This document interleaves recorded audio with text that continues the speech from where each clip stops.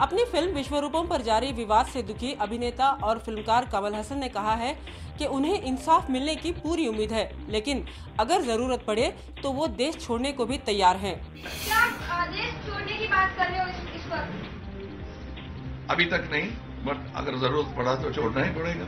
I want to be a secular man जहाँ these things don't touch me on either side. Kamal Haasan ने कहा है कि उन्होंने विश्वरूपम बनाने के लिए अपनी सारी जायदाद गिरवी रख दी है और रिलीज में देरी के चलते वो अपना घर भी गंवा चुके हैं।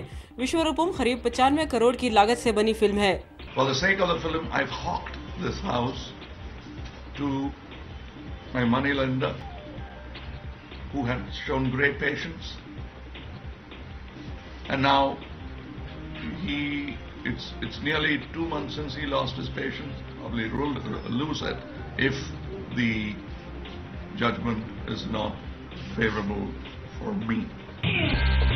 आइए देखते हैं कि कमल हसन की इस फिल्म को लेकर विवाद क्या है। तमिल, तेलुगु और हिंदी में बनी फिल्म विश्वरूपम पर 95 करोड़ के करीब लागत आई है। 1 घंटे 47 मिनट की ये फिल्म आतंकवाद पर आधारित है। इस फिल्म का मुस्लिम संगठन विरोध कर रहे हैं। उनका कहना है कि इस फिल्म में उनकी धार्मिक भावनाएं आहत हो रही हैं।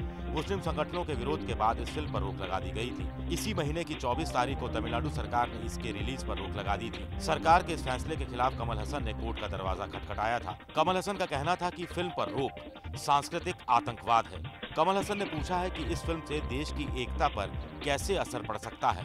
I truly wonder how just one movie could knock this mighty nation's unity aside. I thought our diversity and unity are what we are all about. 25 जनवरी को ही इस फिल्म के प्रदर्शन पर आंध्र प्रदेश और कर्नाटक में भी रोक लगा दी गई थी। मशहूर फिल्मकार और अभिनेता कमल हासन के देश छोड़ने वाले बयान पर केंद्रीय गृह मंत्री सुशील कुमार शिंदे ने कहा है कि देश का संविधान कलाकारों को काम करने की पूरी आजादी देता है और अगर किसी राज्य में कोई समस्या है तो वो इसकी जांच कराएंगे। कलाकारों के लिए इस देश में पूर्ण मुभा है, स्वातंत्र है। हमारी भारतीय संविधान भी पूरी उसके लिए संविधान में लिखा है और कहीं कुछ राज्यों में होता होगा तो मैं देख लूंगा, इंक्वायरी कर लूंगा इस पर। कोलकाता नहीं जा पाएंगे लेखक सलमान रुश्दी। पश्चिम बंगाल की मुख्यमंत्री ममता बनर्जी ने रुश्दी के कोलकाता दौरे पर आपत्ति जताई थी, जिसके बाद रुश्दी का दौरा रद्द कर दिया गया। जाने माने उपन्यासकार सलमान रुश्दी को एक और राजनीतिक विरोध का सामना करना पड़ रहा है। अंग्रेजी अखबार द टेलीग्राफ के मुताबिक रुश्दी का कोलकाता दौरा रद्द हो गया है। सलमान रुश्दी मिडनाइट चिल्ड्रन के लेखक हैं और उनकी इसी किताब पर एक फिल्म भी बनी है। भारत में फिल्म 1 फरवरी को रिलीज होने वाली है। इसी फिल्म के प्रमोशन के लिए रुश्दी का कोलकाता जाना तय हुआ था। सलमान रुश्दी फिल्म के निर्देशक दीपा मेहता और अभिनेता राहुल बोस के साथ कोलकाता बुक फेयर में प्रमोशन के लिए पहुंचने वाले थे, लेकिन बुक फेयर के आयोजकों ने मना कर दिया है। टेलीग्राफ की खबर के मुताबिक आयोजकों को कल दोपहर पुलिस अधिकारियों और एक वरिष्ठ मंत्री ने फोन किया था। फिल्म के प्रमोशन के लिए रुश्दी और उनकी टीम पहले ही बेंगलोर, मुंबई और दिल्ली का दौरा कर चुकी है। कोलकाता फिल्म के प्रमोशन का आखिरी पड़ाव था। आरएसएस के पहले प्रवक्ता और बौद्धिक प्रमुख रहे एमजी वैद्य ने कहा है कि नितिन गडकरी ये पार्टी के अंदरूनी साजिश के शिकार हुए हैं। एमजी वैद्य ने ये भी शक जताया है कि बीजेपी के अंदर के वो लोग जो गडकरी का विरोध कर रहे हैं उनमें और सरकार में साठगांठ है। वो गडकरी का दूसरी बार चुनाव नहीं चाहते थे, इसलिए राम जेठमलानी ने शुरू किया ना, गडकरी जी ने इस्तीफा देना चाहिए।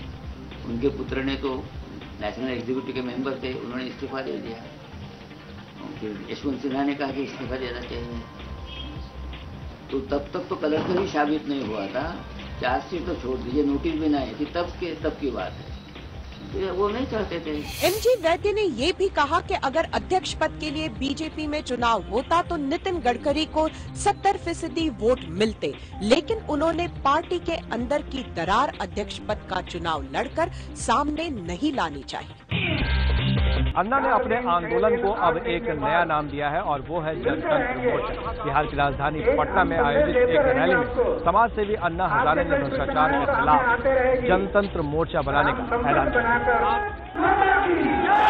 अन्ना का कहना है कि अब जनतंत्र मोर्चा चुनाव नहीं लड़ेगा और बल्कि संगठन के तौर पर खड़ा होकर देश सेवा में जुटा रहेगा और भ्रष्टाचार के खिलाफ लड़ाई लड़ेगा। वो मोर्चा जो हम लोग बनाने जा रहे हैं वो कभी चुनाव नहीं लड़ेगा, वो सिर्फ देश की जनता की सेवा करेगा और देश में संगठन बनाएगा। वो होगा जनतंत्र मोर्चा।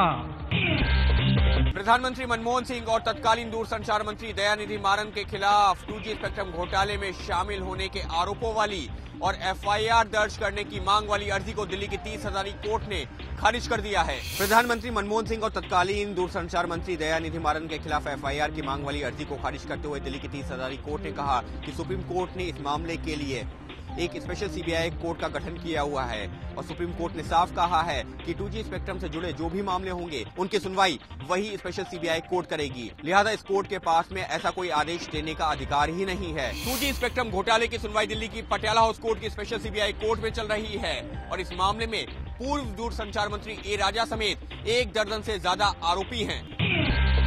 क्या कांग्रेस के उपाध्यक्ष राहुल गांधी यूपीए सरकार की महत्वाकांक्षी योजनाओं से बेखबर हैं?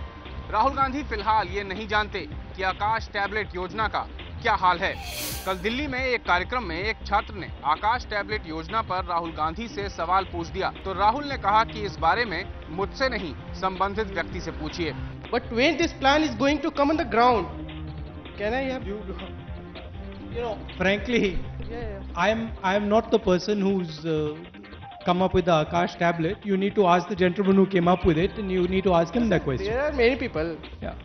कल दिल्ली में the future of internet 1.2 billion empowered Indians कार्यक्रम में कांग्रेस के उपाध्यक्ष राहुल गांधी पहुंचे थे। जेएनयू के एक छात्र ने राहुल गांधी से सवाल किया कि सरकारी स्कूलों में उन बच्चों को इंटरनेट को लेकर कैसे जागरूक कर सकते हैं जो 1-2 लाइन तक ठीक से नहीं लिख पढ़ सकते। जवाब में पहले तो राहुल ने उस छात्र से ही सवाल कर डाला। Can I ask you a counter question? How are you going to help them? As a citizen, if I can give my 2 hours, 3 hours. No, not as a citizen, as a young Indian. How are you going to help them? Actually, please answer my question first, then I will answer you. क्या फिर उद्धव ठाकरे और राज ठाकरे एक साथ आएंगे?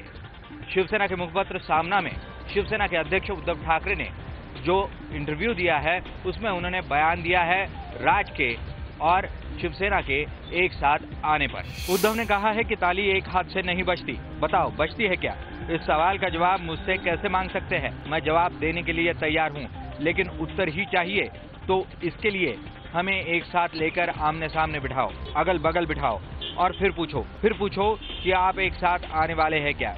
यह सवाल दोनों से एक साथ पूछे तो ही अच्छा होगा।